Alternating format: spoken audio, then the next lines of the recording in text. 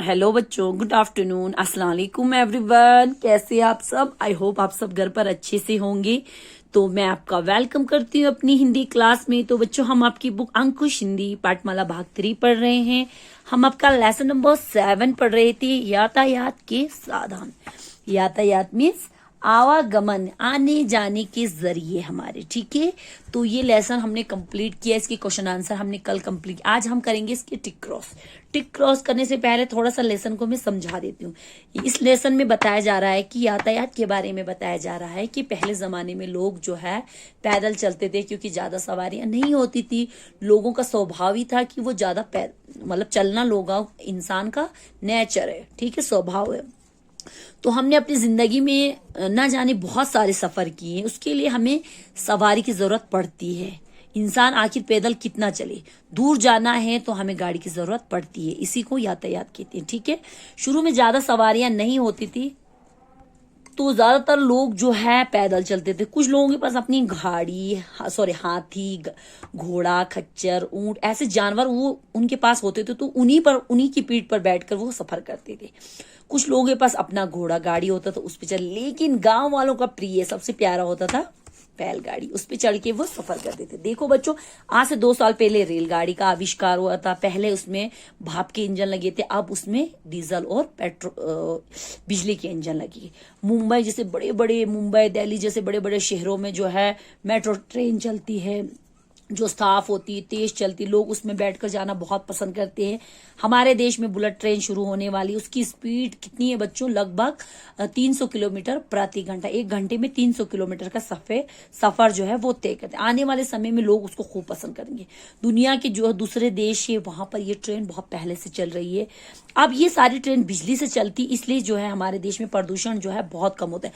मतलब बिजली से चलने वाली जो रेलगाड़ियां होती उनसे प्रदूषण कम होता है, ठीक है। हमारे देश में ज्यादातर ट्रेन चलती है तो उसमें धुआं उनसे निकलता है, तो जो है उससे एयर पोल्यूशन होता है। अब जब से बिजली की रेलगाड़ियां आई है, तब से थोड़ा प्रदूषण कम होने लगा। अब आने जाने के लिए सड़क सड़क यातायात का भी महत्व है बच्चों। सड़क ही नहीं होगी तो गाड़ियां कैसे चलेगी? गांव से पक्की सड़क, गांव में आजकल पक्की सड़कें बन गई है। बड़े बड़े शहरों में तो सड़कों का जाल बिछा है, फिर भी ट्रैफिक जाम, फिर भी गाड़ियों की लाइन लगी है। अब गांव से छोटे शहर और छोटे शहर से महानगर, बड़े बड़े शहरों तक जाने के लिए हाईवेज बनाए गए हैं।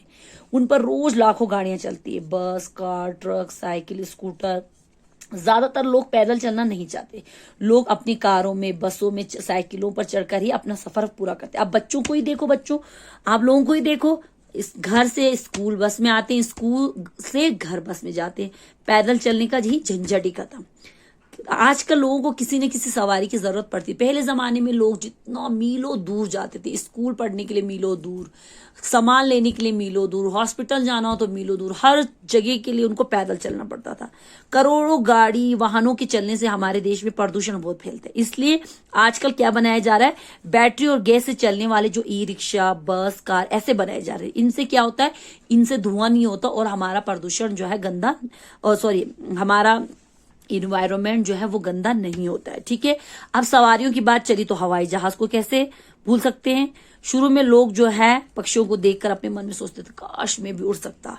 तब जो है 2 ब्रदर थे, राइट ब्रदर थे, उन्होंने जो हवाई जहाज बनाया, उन्होंने इतनी तेजी से उड़ने वाला हवाई जहाज बनाया। आज तो आवाज से भी तेज गति, हमारी आवाज से भी तेज गति, स्पीड वाली जो है जेट विमान बनाए गए हैं। रॉकेट बनाए जो अंतरिक्ष में साइंटिस्ट वगैरह को ले जाती है। हवाई जहाज, हम लोग जो है हवाई जहाज में बहुत दूर का सफर जो है कम समय में तय करते हैं। हर जगह पे एयरपोर्ट बनाए गए हैं। चंद्रयान, मंगलयान, इनको भेजने का काम भी जो है रॉकेट करता है।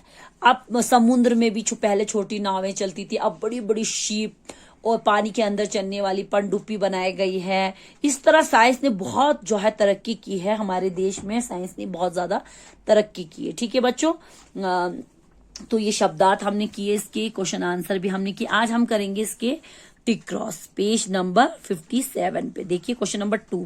सही वाक्यों के सामने सही का तथा गलत वाक्यों के सामने गलत का निशान। जो सही है उस पर टिक लगाइए, जो गलत है उस पर क्रॉस लगाइए। तो पहला क्या है बच्चों? क। शुरू में अधिकतर लोग घोड़ा गाड़ी पर चढ़कर जाते थे। क्या शुरू में अधिकतर लोग घोड़ा गाड़ी पर चढ़कर जाते थे बच्चों? शुरू में अधिकतर लोग घोड़ा गाड़ी पे नहीं बच्चों, पैदल चलते थे। तो ये क्रॉस है, ठीक है। मेट्रो रेल महानगरों की सबसे प्रमुख सवारी, जी बिल्कुल सही। मेट्रो रेल जो है बड़े बड़े दिल्ली, मुंबई जैसे बड़े बड़े महानगरों की सबसे खास सवारी है, क्योंकि वो तेज भी होती है, साफ सुथरी होती है, ठीक है। बिजली से चलने वाली रेलगाड़ी से प्रदूषण अधिक होता नहीं, ये गलत है।